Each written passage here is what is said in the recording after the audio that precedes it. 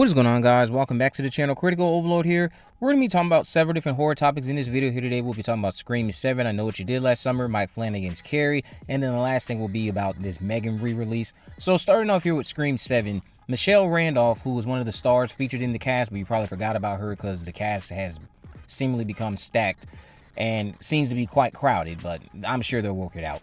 But Michelle Randolph spoke about Scream 7 recently to the playlist. She said, "I've seen every single Scream, so there was a lot of pressure to make sure we kept the audience happy. I had a really redacted script at first, but then I was able to read it, and there were still certain parts that were completely left blank." Now, she made this comment during an interview with the playlist, and for those confused as to what she even means, she's just indicating that the only thing she saw was what was relevant to her time on the film, or in the film. Not much is known about her role, but I'm sure she and the other guy will be tied into our opening scene, where I assume our mental patient escapes and causes havoc, because we've had very little disclosed to us about that mental patient. Some of you think she's going to be Sydney's nanny. If you think that, let me know why down below and how you see that playing out. And perhaps she is, but Sydney's other children are supposed to be in a whole other state during most of this story. So perhaps this is a nanny featured in the opening and said nanny bites it. But I'm convinced something with that mental patient is going to pertain to our opening scene. And because of the fact that they were announced together, Michelle Randolph and the other individual whose name is just not coming to my mind at the moment, they were announced together. All of us, for the most part, seem to be thinking, okay, these are our opening kills.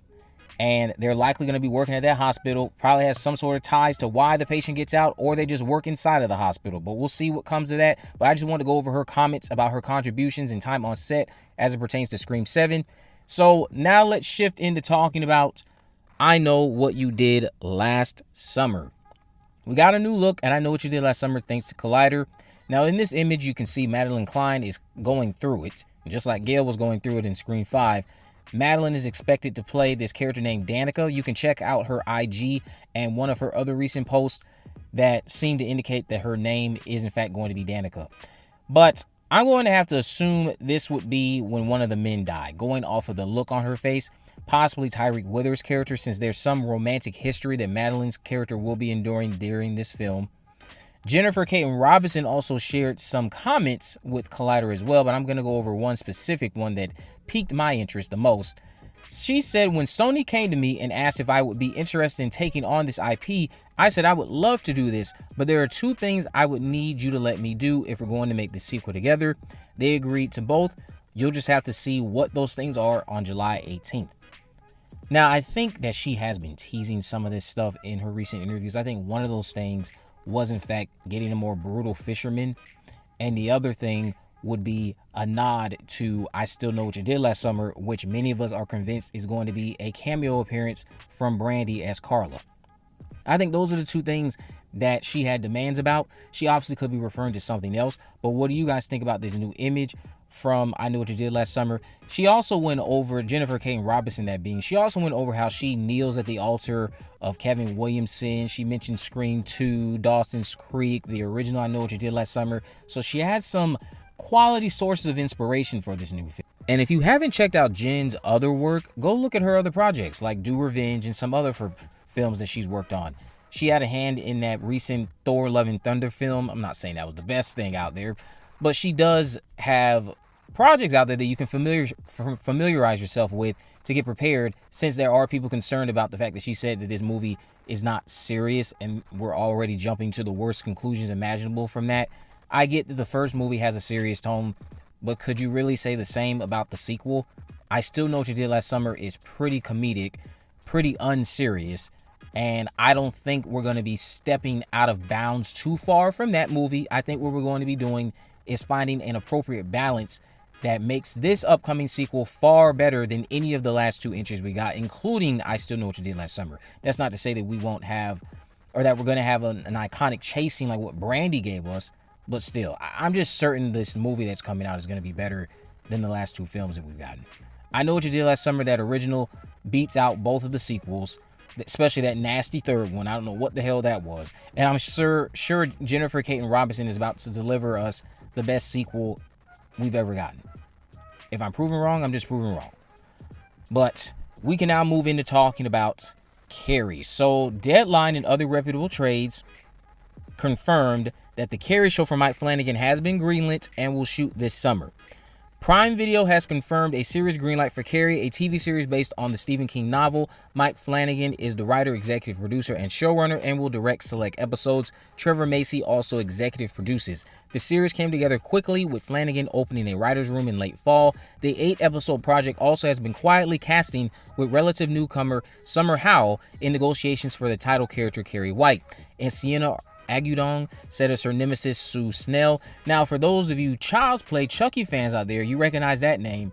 She was in Curse and Cult of Chucky. I think she played Alice, which was Nika's niece. Correct me if I'm wrong.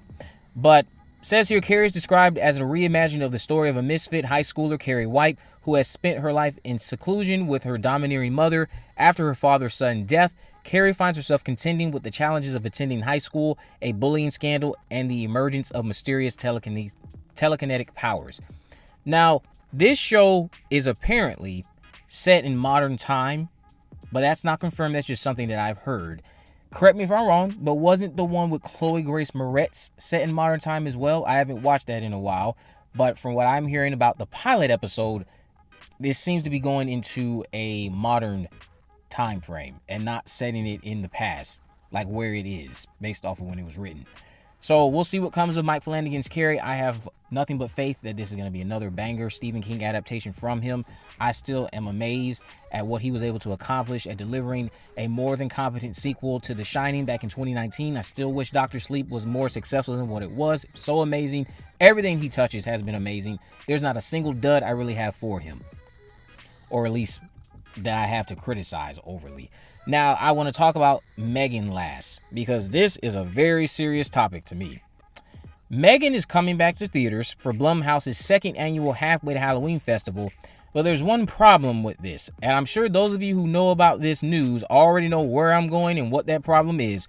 I'm going to be going over the bloody disgusting article that states M3GAN will be augmented by Meta's Movie Mate second screen experience. Moviegoers can DM M3GAN on Instagram to interact with the chatbot and receive never-before-seen content, trivia, and behind-the-scenes info on the film in real time. What is the problem with that, you ask? They're promoting you doing this while you're in the theater watching a movie, where people already have an issue with people having their phones out while watching a movie in the theater. You're encouraging bad behavior. I'm not saying that is exactly, of course, their intention here, but you are encouraging bad behavior in some degree, because I cannot tell you how frustrating it is to go to the movie theaters at these regular screenings now when I don't have access to any of the promo or press screenings. When I go to the regular theaters, and how obnoxious people are. The obnoxious behavior really bothers you when you get to experience those quiet theater experiences over and over and over again, where they're regulating phone use, they're kicking people out if they're on their phone, etc. So going to this and experiencing people with their phones out while watching M3GAN, that's a pass for me. If you guys want to go watch M3GAN again with everyone having their phones out potentially, go nuts. Granted, I'm not sure many people actually want to go do this anyway. You might be the only person in the theater, who knows? But do yourself a favor if you don't already. Use certain websites like GoFobo.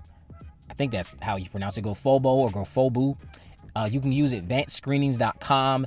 Try to find these local promo screenings in your area that are giving you free access to the film before they drop. Certain movies do this, and you'll have a theater experience like never before. They're regulated, there's security in place. You're not allowed to have your phone out. Anyone who has their phone out gets kicked out, and it's much better than when you go to the regular screenings where people just act a fool. I'm just trying to give you guys a heads up while referencing or addressing my thoughts on this M3GAN re-release where they're promoting using your phone in the theater.